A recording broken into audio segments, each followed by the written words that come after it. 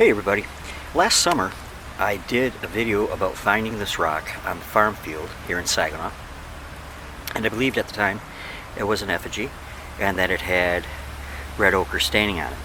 I still believe it's an effigy, but to be honest with you, I was going to do a follow-up video to look at this some more and to look at some of the associated artifacts that were found with it, and because of how poorly I have felt this summer and now even, I didn't. So I'm going to do that now.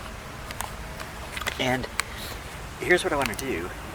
This is an effigy, I believe, and it had some very unique artifacts associated with it, including what I call just pestle giganticus, which I showed you in another video, but I'm going to show you again shortly inside here.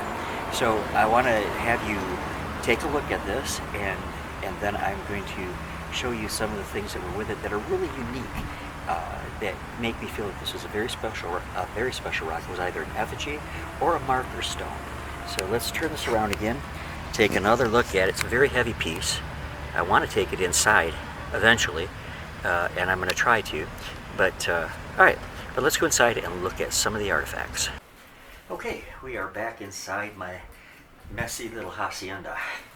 But when I was outside, I mentioned to you the rock that I had named pestle giganticus, because this is a big pestle, and that was found not too far away from the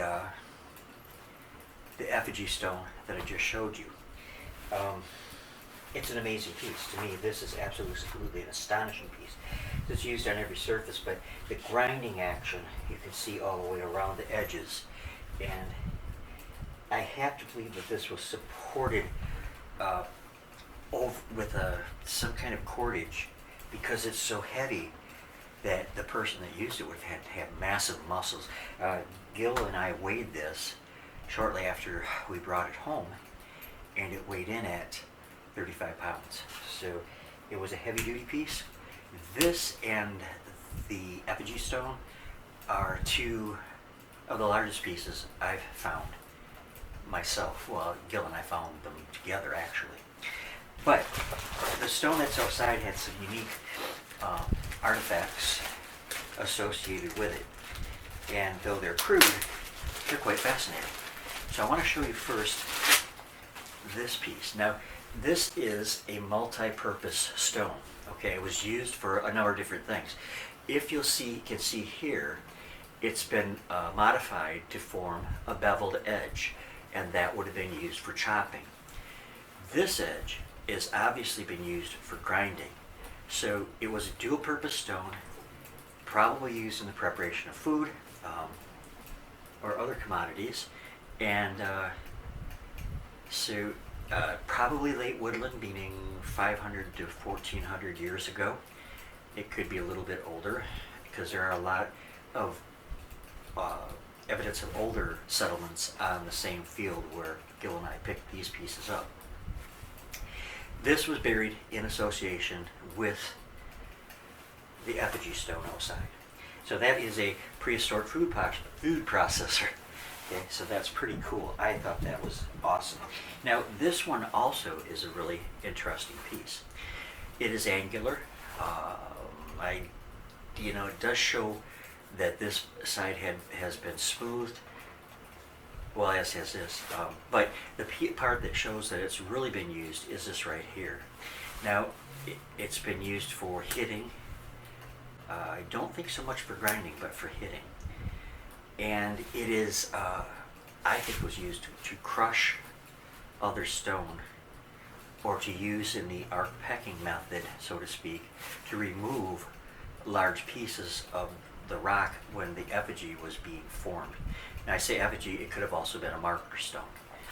I'm not 100% certain on that yet, but this piece would have been obviously used for that purpose. Now, interestingly, and I never noticed this before, I don't know if you can see right on the end of that, it has what it looks like cordage mark right there, like I see in pottery, but that would have to have been coincidental. Yeah, that would have been coincidental. But it's a neat piece, heavily used, and used in association with the stone outside. Now, this piece I picked up because it's obviously been used, okay? It has a depression here where there was grind. You can see where the surface has been ground into, probably using another stone, you know, to grind against it or to peck against it. I would call this an anvil stone.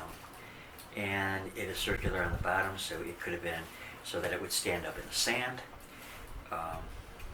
when they were using it. But it has been used and heavily used.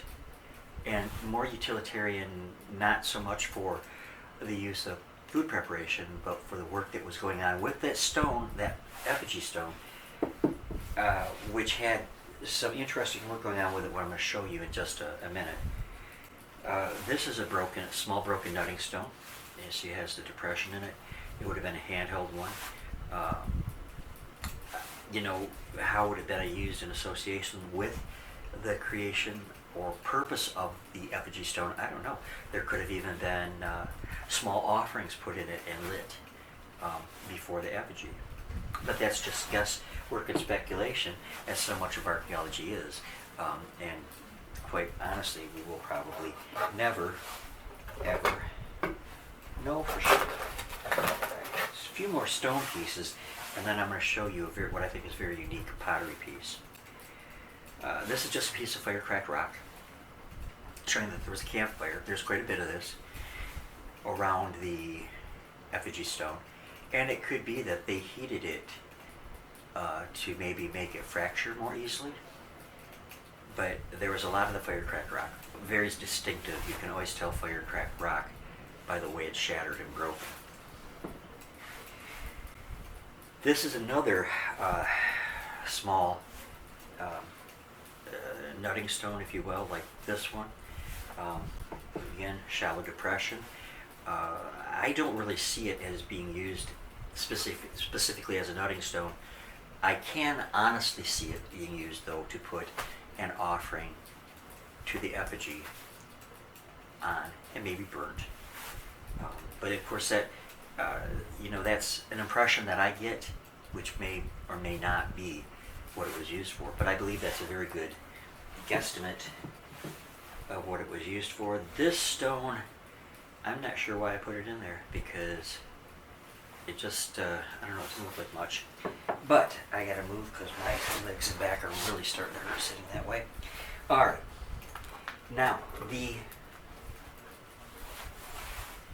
effigy stone, or marker stone, was set into clay. So underneath of it and around the sides of it, it formed an unfired light clay bowl. It had come to a point in the field that if it was left as it was, it would have more than likely been ruined by the plow, and nothing of it would remain. I could not in any way bring out all of it, but let me show you this. See this smooth part here? That was inside and against the effigy stone. There are marks here. These are not gouges or things that Gil or I made. These are workman's marks from when this was created, when it was made to cradle that effigy or marker stone. This side, look at how crude and primitive that side is. Just all pitted. No work has been done to it, really, and so it would have been laid in like that, and it would have formed a big oval. Very unusual piece. Now I have another piece of that here. And again, you can see on the inside it was very smooth where it was against the effigy stone. And the other side, again, very, very rough. And actually these two pieces fit together, and I'm going to try to display them together. Here's a little, what do you call it? Groove, if you will. And I don't know, I get the impression that that was for cordage, that maybe around the top it was held together with cordage to strengthen it. They didn't fire it like they would have fired, you know, a pottery piece. So I think that those are two very, very interesting and unique pieces, but that all the artifacts that were associated with that stone are indeed unique and fascinating. You know, back in the day, I did a lot of work up in the Escoda area, as most of you know, on a site called Little Van Etten Creek, a site, and also a site that was in my backyard, and several others. They were late, middle, and late woodland sites. And they produced a plethora of fascinating artifacts. But I have to admit that the artifacts at the field here in Saginaw that where Gil and I have collected are by far more large, or that doesn't sound right, they are larger, they're of better quality, except the pottery. The pottery is of a lower quality than what I found up there. But anyways, I hope you've enjoyed taking a look at these. I've enjoyed showing you. And, you know, the big old pestle back here, this is one of my very favorite pieces that I've ever found. I would lift it up to show you, but the way my back is, I'm having trouble lifting even 2 pounds right now. So I can't do that, at least tonight. Maybe after surgery, if the doctors ever get off their asses, excuse me, and get me seen and scheduled. All right, again, hope you enjoyed that. I love having you all here with me. I love talking with you, and I pray that God bless you, and I will see you all real, real soon, and much love to each and every one of you. God bless. I love this.